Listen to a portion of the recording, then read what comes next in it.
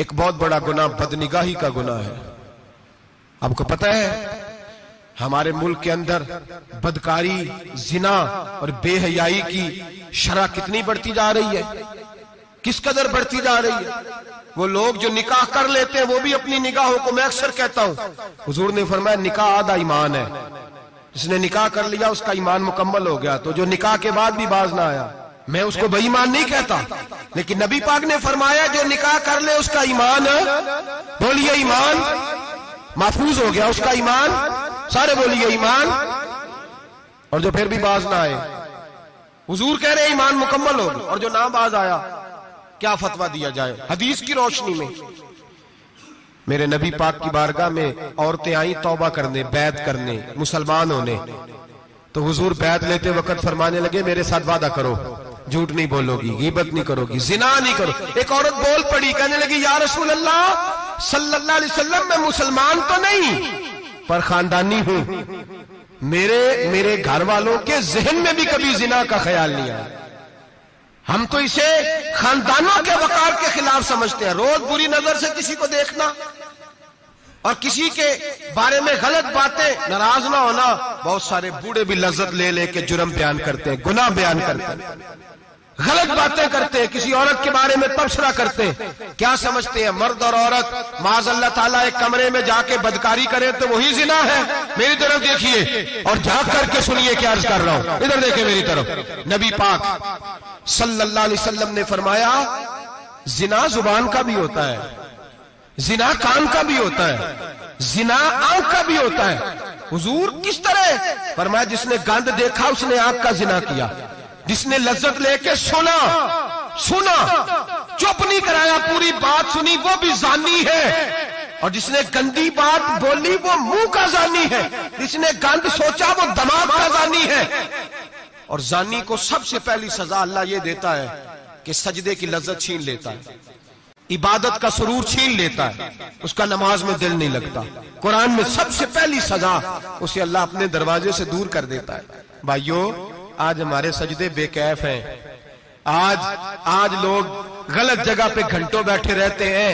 مسجدوں میں لوگوں کے دلوں کو گھبراہٹ ہوتی ہے، لوگ بھاگتے ہیں. میرے نبی پاک نے فرمایا تو نظر کو پاک کر لے، اللہ تیری عبادت میں لذت پیدا فرما دے گا. میرے بھائی یاد رکھ لیں اور سن لیں، سب سے کمزور آدمی وہ ہے جس کا ذہن پاک نہیں. سب سے کمزور آدمی وہ ہے جو کردار کا غلط ہے. ایک بات میں نے پڑھی، آپ یقین کریں میرا دل کرے کہ میں آگ لگا دوں اس عنوان کو جس پہ گندگی لکھی جاتی ہے، ان اخباروں کو، ان چیزوں کو جس پہ گند لوگوں کے دلوں میں. وہ انڈیا کی ایک وزیر اعظم عورت گزری تو کسی نے اس سے کہا کہ پاکستان نے تو تمہیں شکست دی ہے، تم جیت نہیں سکے بڑا ملک ہو کے.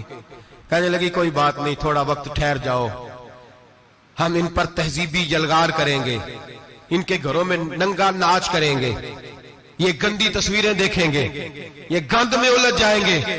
اور جو قوم گند میں الجھ جایا کرتی ہے وہ پھر کسی سے لڑنے کی طاقت نہیں رکھتی، اس کے اندر ڈٹ جانے کی ہمت نہیں ہوتی، اس کی غیرت کے جنازے نکل جاتے. دل کرتا ہے جل جائے وہ جل جائے جہاں سے برائی پھیلتی، تباہ ہو جائے وہ علاقے جہاں سے گند ہوتا ہے. لوگ گند کی کمائی کھاتے ہیں، گند کی. ایکٹروں کے ساتھ کھڑے ہو کے فوٹویں کھچاتے ہیں اور گناہ پہ فخر کرتے ہیں. اور گندے لوگ کہتے ہیں اللہ کا فضل ہے ہم گند پھیلا رہے ہیں، ثم معاذ اللہ. لوگ گناہ پہ فخر کرتے ہیں چوکوں چوراہوں میں. محمد بن قاسم آئے ہندوستان پہ راجہ دہر کے مقابلے میں، نوجوان میری طرف دیکھیں اور صحیح ہو کے بیٹھے، خاصے صحیح ہو کے بیٹھے. تقریر نہیں کر رہا، جذبات کا، میرے جذبات سنیں، دل کے پھپولے جل رہے ہیں حسینے کے داغ سے. اللہ کی قسم روح کی گہرائی سے بات کر رہا ہوں، وہ بات کر رہا ہوں جو سینہ کہہ رہا ہے کہ پھٹ جائے اور کہنا نہ پڑے. قرآن و حدیث پڑھتے ہیں اور پھر اپنا حال دیکھتے ہیں تو لگتا یہ ہے کہ عذاب قریب آ گیا ہے، لگتا ہے زمین پھٹنے والی ہے، آسمان گرنے والا، لگتا ہے قریب آ گیا ہے سارا کچھ. سمجھے کیا عرض کر، یہ بات اگر آپ سمجھ گئے تو قیمت وصول ہو گئی. اس کو سمجھ گئے تو سمجھ لیں آپ کے مزاج کے اندر اللہ نے تبدیلی پیدا کر دی. محمد بن قاسم 18 سال کا جوان، ایک عورت کی عزت پر راجہ دہر ہندو نے حملہ کیا، محمد بن قاسم بچانے آئے. جب ہندوستان آئے فوج تھوڑی تھی، علاقہ تھوڑا تھا. راجہ دہر کی فوج بہت زیادہ، اور پھر اپنا عرب چھوڑ کے یہاں آ کے ہندوستان میں اس کے علاقے میں اس پہ حملہ کرنا، حالات خراب تھے۔ محمد بن قاسم پریشان ہے۔ ایک بزرگ نے دیکھا، کہنے لگے پریشان کیوں ہو؟ کہنے لگا سوچتا ہوں علاقہ بھی اس کا، فوج بھی اس کی، میرے فوجیوں کو تو رستوں کا بھی نہیں پتا، کیسے جنگ کریں گے، کدھر سے آئیں گے، اور پھر ہمیں زبان بھی نہیں آتی، کیسے کام ہوگا، ڈر رہا ہوں۔ 2-4 دن گزرے تو محمد بن قاسم اشاش بشاش ہو گئے۔ اور بزرگ کہنے لگے خیر ہے، بڑے مطمئن ہو گئے ہو؟ کہنے لگے بس راجہ دہر ہم سے مقابلہ نہیں کر سکتا، راجہ دہر ہمارے مقابلے میں کھڑا نہیں ہو سکتا، وہ گرا کے گرا، وہ لڑکھڑایا کے لڑکھڑایا، ریزہ ریزہ ہو جائے گا۔ کہا آپ کو کیسے خوشخبری مل گئی؟ کہنے لگے مجھے پتا چلا ہے کہ راجہ دہر ذہن کا گندا ہے، وہ تو چچا کی بیٹی کو نہیں چھوڑتا، ماموں کی بیٹی کو نہیں چھوڑتا، خالہ کی بیٹی کو گندی نظر سے دیکھتا ہے۔ جس کا ذہن گندا ہوتا ہے وہ کسی کا مقابلہ نہیں کر سکتا، ہمیں فتح ہوگی، فتح، وہ گرے گا۔ وہ بزرگ کہتے ہیں میں سمجھ گیا کہ واقعی سے فتح ہوگی۔ آج کشمیر کیوں آزاد نہیں ہو رہا؟ فلسطین میں آگ کیوں لگی ہوئی ہے؟ مسلمان جب تک ذہن کا گندا ہے کمزور ہے، جب تک ذہن کا ناپاک ہے کمزور ہے۔ حضرت سعد بن ابی وقاص رضی اللہ تعالیٰ عنہ فرمایا کرتے تھے اللہ مسلمان کی مدد اتنی دیر تک کرتا رہتا ہے جتنی دیر تک مسلمان کا ذہن صاف رہتا ہے، کردار پاک رہتا ہے۔ آگ اس لیے معاشرے میں لگی ہے۔ نوجوانوں تم کہتے ہو کامیابیاں نہیں ملتی، اسے کیسے کامیابی مل سکتی ہے جس کا ذہن ہی صاف نہیں؟